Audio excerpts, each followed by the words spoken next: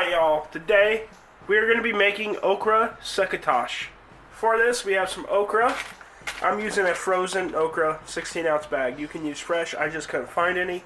Black pepper, salt, bell pepper, onion, a can of sweet corn, and some thyme. But before we get to cooking, we're on the road to 1,000 subscribers, so if you want to learn a new recipe every week, go ahead, hit that subscribe button. Let's get to cooking.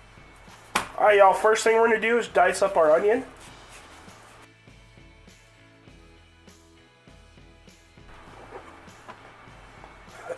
Then we're going to go ahead and dice up our bell pepper.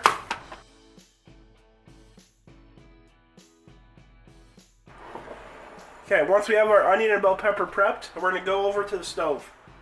Alright y'all, so on a medium-high heat, we got a pan here. We're going to take and add a little bit of olive oil. Then we're going to take our bell peppers and onions. And we want to start cooking these up.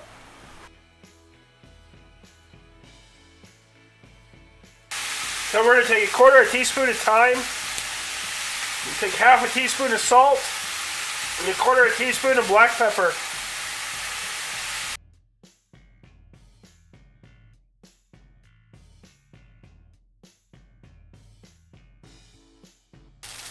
Alright, once we got a good sear, we've gone ahead and drained our corn.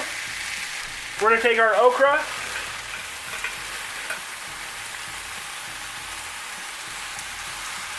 If you're using fresh okra, add about a quarter a cup of water. Now we're going to cover this and let it cook for about 20-25 minutes until that okra is done. Like I said, we're cooking it just about a medium heat. At that point, I'll bring you back. Hey y'all, after about 20 minutes, go ahead and cut the heat. And it is done. And there we have it, Okra Succotash.